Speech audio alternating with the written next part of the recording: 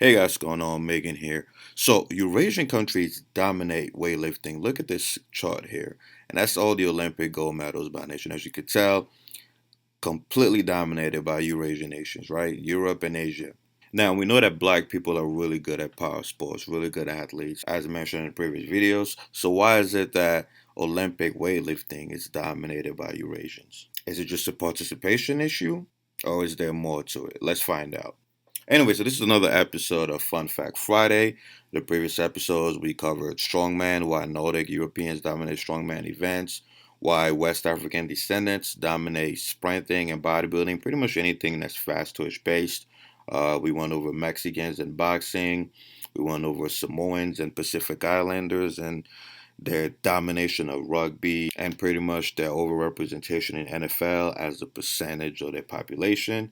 And the most recent one we did East Africans and why they dominate long distance running. So now it's time to focus on people from Central Europe, the Balkan region, and obviously going eastward towards Asia.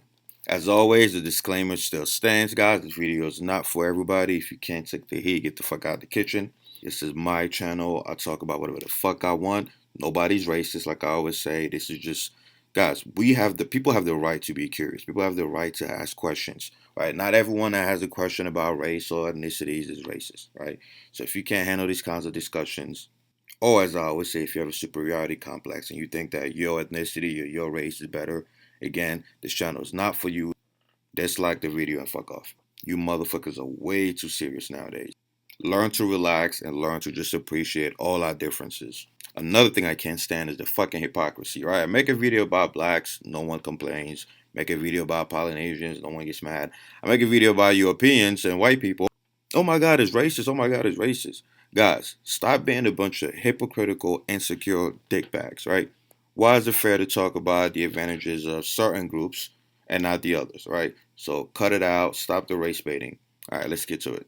Also, remember when I mentioned race, right? I'm talking about different populations of people, right? So whether you want to call it race, ethnicity, whatever, I don't give a fuck, man. Stop trying to argue semantics. You know what the fuck I mean, right? It's just an easy way to categorize people. That doesn't mean one is better, right? It's just easy for me to say Asian to refer to these motherfuckers here. It's easy for me to say black to refer to these motherfuckers here. Now, obviously, we know we could get technical and, talk about genetic similarities and all that stuff, but you know what the fuck I mean, right? So anyway. All right, quick recap of human migration. You guys know we all come from the same source and we migrated to different regions of the world. And due to natural selection, we ended up looking slightly different. And we also ended up getting different superpowers from adapting, right, to all these different regions. It's just natural selection 101, right? I went ahead and created a map of all the different quote unquote superpowers that humans developed as we migrated all across the globe. And like I said, one day I might eventually go over this entire map. As far as natural selection goes, I'm gonna go really fast because the old subscribers are pretty much tired of seeing this in every video. But if you're new, quick recap of natural selection. It simply means whoever is the most adapted to the environment is gonna survive and pass on their genes, right? So all these mice might be equal, right? But depending on the genetic mutation, depending on the difference in colors, different ones are gonna survive in different areas depending on evolutionary pressures. In this case, it's predators. So, for example, the one here is better camouflage, whereas the one here is not. So you can have an adaptation that's really useful in one case, but completely disadvantageous in another one. You have the one here that I made for Bergman and Allen's rule. Again, anyone who evolved in northern latitudes, that's the same for humans and animals, are gonna have stockier bodies, shorter extremities such as limbs, ears, tails, and stuff like that, right? Obviously, because you want to conserve heat. Perfect example is again Europeans and Asians, whereas people who evolved in, near the tropics, where it's really hot, obviously going to be smaller, lankier, because it's a lot easier to regulate heat that way. And of course, I did the one about the gorilla, right? Which gorilla is going to clap the most cheeks here? There's a predator and very limited resources, so he's going to be bigger. Whereas here, there's a lack of predators and plenty of resources, so there's less sexual competition. All right, so that's natural selection in a nutshell. So back to the topic of the video. There goes all the countries who dominate weightlifting, right? So why is that? Why do they dominate weightlifting, and why are they mostly Eurasian countries? Obviously, we have America here, but obviously the white population of North America, European descendants. All right, so in order to understand, you have to look at the two lifts, right? You obviously have the snatch and you have the clean and jerk, right? These are the two main Olympic lifts. Now, what does ethnicity have to do with that? What does race have to do with that, right? Well, obviously, reason number one is anatomy, right? There are differences in terms of anatomy when you look at the different races, right? When you look at the different groups. For example, let's put a black guy here and a white guy. First major anatomical difference is arm length, right? Limbs. Remember we talked about Bergman and Allen's rule earlier. On average, black people have longer limbs relative to their body height. White people have shorter limbs relative to their body height, right? Again, keep in mind, this is on average, guys. You're always going to find an exception. Again, this is mainly because of Bergman and Allen's rule. Second thing is the legs, right? Black people have longer legs, right? Which obviously makes them great runners, whereas white people have shorter legs relative to their height. So, and the third major difference is obviously torso, right? Black people have shorter torsos, obviously because they have longer legs, and white people have longer torsos relative to their body height, which obviously leads to different centers of gravity, right? White people have a lower center of gravity, black people have a higher center of gravity, right? Which is really good for running, whereas having a lower center of gravity is actually better for power sports, such as weightlifting and powerlifting, right? Same thing with the shorter arms and shorter legs. Very, very useful when it comes to powerlifting and weightlifting. I mean, think about it. That drastically lowers your range of motion. So pretty much this body is more optimized for heavy lifting, whereas this body is more optimized for obviously running. Again, if you watch my video on East Africans and West Africans and stuff like that, you'll know what I'm talking about. And if you look at the sport of weightlifting, right, the two main lifts, I mean, think about it. Having shorter arms gives you a massive, massive advantage. Again, the range of motion is shorter. All your leverages are optimized, right? Having shorter legs, same thing, right? Less distance the ball has to travel. The second benefit, which obviously helps with the increase in strength, is the Neanderthal genes, right? Remember, guys, anyone who is outside of Africa has up to 2% DNA from Neanderthals, right? Now, you might think, well, 2%, that's not a huge difference. That is a massive difference, guys. Remember, humans have up to 30,000 genes, right? So 2%, that's 600 fucking genes. Now, they all have different functions, right? They're not all related to strength, but you have to remember, guys, Neanderthals were strong as fuck, right? They were up to about 5 to 6 times stronger than the average man. Again, due to the adaptations to the climate they lived in. I mean, think about it, guys. Neanderthals had to evolve here in this kind of climate. Very harsh, ice age Europe, fighting mammoths and woolly rhinos and shit. Whereas sub-Saharan Africans had to evolve in a very, very hot climate of Africa, right? So completely different body adaptations, which is, once again, why the most slender, fastest, light-footed people are found here, and why the people who evolve here tend to be stockier, shorter, and in many cases, physically stronger. Also, keep in mind, a lot of these Eurasian countries who dominate weightlifting also have a pretty good, actin N3 profile, right? I'm not going to go into details about actin N3. I mentioned it a million times. Watch the other videos. But obviously, West Africans have the most favorable actin N3 genotype, which is why they excel in fast twitch sports such as sprinting, running, basketball, things like that. And if you look closer, you'll see you have USA blacks here, Jamaicans here, Ethiopians here, and look, Iran, Russia, China, Greece, right? So most of these countries who dominate weightlifting, are not at the bottom of the list, right? They're somewhere up here. So that definitely helps them in their performance when it comes to weightlifting, because obviously weightlifting is a power sport. Third reason is the bottleneck events. Guys, you gotta understand, Europeans and Asians went through so many bottleneck events, right? And what happens after every bottleneck event? Natural selection, right? The strongest survive. The strongest survive every time. And so you have the Black Plague, you have the war. In fact, war is the biggest bottleneck event, simply because it filters out the weak like a motherfucker, right? And if you look at all the continents, look at how much warfare. And you guys know I love warfare, right? I'm a military history nerd. So Alexander the Great, Julius Caesar, Hannibal Barca, all these guys, I love studying them, right? Europe has fought so many fucking wars. I mean, it's not even close when you compare it to the other continents. So what happens when you combine the constant warfare plus the plagues?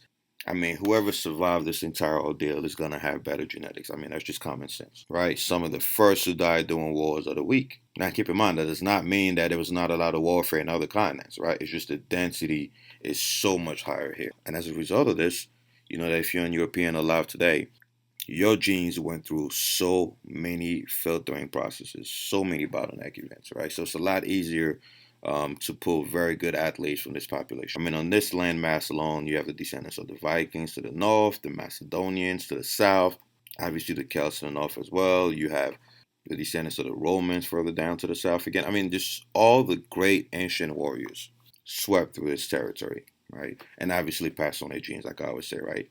You have the Spartans down here. And also, guys, remember, Europeans are mixed, right? They're mixed with Central Asians. They're mixed with have some North African genetics. I mean, so they really got the best of both worlds, right? There's a lot of concentration here due to the warfare and the trade and things like that. Reason number four, culture, right? These guys start very fucking young, right? Countries like, especially Russia, these guys start young as fuck. China, which obviously dominates weightlifting. I might make a separate video just for China. Same thing, they start very fucking young, right? These guys tough as fucking nails. And they actually value weightlifting, right? Something that actually brings you honor, something that actually take pride in. You remember during the Cold War, they were actually using the Olympics, as a way to compete without using guns, right? Without resorting to actual violence. So you have to understand that these nations actually take the sport very seriously, right? But like I said, very tough as nails. They recruit these kids at a really young age, especially China. And obviously, you guys know how fucking tough Russians are, right? I mean, they're notorious for how tough they are, right? Same thing with Balkans. So none of that crybaby bullshit, right? I mean, can you imagine trying to put the stuff that China is doing, or that they're doing in Russia, recruiting kids from a very, very young age? Can you imagine doing that in most of today's societies? Crybaby galore, right?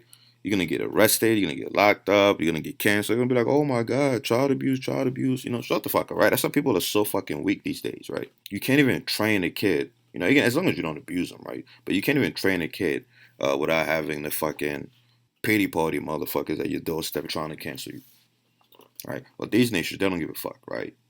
If the kid has the genetics for it, if he wants to do it, if he has the passion for it, they'll train these motherfuckers young.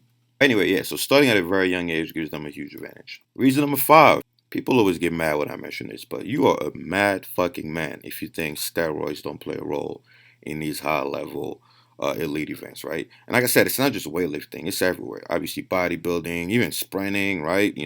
These guys get caught doping all the fucking time.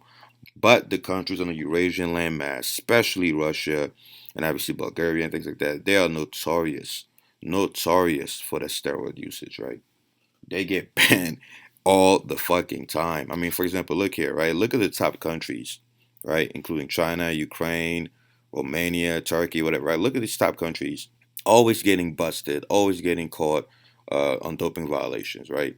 And obviously, these are the compounds they use. It's mainly DHT derivatives, right? Obviously, compounds that increase your strength way more than your body mass, right? Because obviously, you want to stay within your weight class. But yeah, they always get fucking caught. I mean, guys, look at the map of what map would you think this is, right?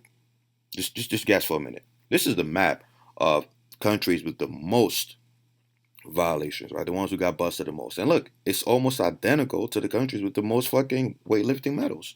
Is that a coincidence? Right? Now, don't get me wrong. Almost every top level sport has athletes abusing steroids, right? It's just these guys are on another level, right? Especially Russia. Remember, guys, these guys were the pioneers of early steroid research, right? Same thing with even ecdysterone, right? These guys were some of the early trailblazers. So yeah, so even though steroids are used almost everywhere in the world at the top level, these guys are absolute pros, right? They even have state-run programs to make sure they have the highest quality drugs. They do state-of-the-art research and always try to produce the most anabolic compounds for the athletes. So that's pretty much reason number five. Now, of course, there's always the bonus reason, like I always mention in all these videos, right? Competition from other sports. Obviously, football is dominated by Europeans and West African descendants, African Americans, of course. Nordics dominate strongman, which is some people confuse with weightlifting for some reason, which is completely different. We talked about how Mexicans and Latinos dominate boxing and obviously soccer. Soccer is pretty much mixed, right? You also have a lot of Europeans who are really good at soccer. We talked about how basketball is dominated. Once again, it's the fastest dominant sport. So it's dominated by West African descendants, such as African Americans. Also has a very high representation of Balkans because they're tall as shit, right? And of course, we have the other sports, right? Rugby dominated by Pacific Islanders and East Africans dominating all the fucking long distance events, right? So that obviously plays a role for in which sports some of the shorter, slightly less faster individuals will gravitate to, right? You can't have one ethnicity or one race dominating every single sport. It just doesn't work like that, right? Because again, natural selection. Unless you have like a monster super baby who's literally mixed with every fucking thing you could think about. But anyway, that's it, guys. Those are the top 5 reasons why Olympic weightlifting is dominated by mostly Eurasian countries. Reason number 1, you have the differences in anatomy. Reason number 2, you have the archaic admixture from Neanderthals. Reason number 3, you have the bottleneck events resulting in a very, very, very strong bloodline. The bottleneck events being warfare and plague. You have the cultural reasons, such as the selection processes, how early they start, the whole nation pride thing, all that bullshit, and obviously you have the use of state-of-the-art anabolic compounds. Hope this gives you a better understanding of the differences between people and why it's okay to know your history, know your DNA, know your ancestry, and be proud of it, right? Whether you're black, white, Asian, doesn't fucking matter, right? Just be proud of your ancestry, be proud of, where you came from. As long as you don't think you're better than anybody else, there's nothing wrong with that. Like I said, we all part of the same family anyway. Peace out. Alright guys, don't forget to like or share the video, subscribe and hit the bell, and buy my HSP Nucleus Overload Training Program. It's the ultimate program for maximum muscle growth. It includes full body workouts, splits, bro splits, push-pull, home workouts, you name it. Also comes with a complete guide for macros, nutrition, fat loss, muscle growth, hormones, including a meal plan. It's pretty much all my 16 years of experience condensed into one fucking book.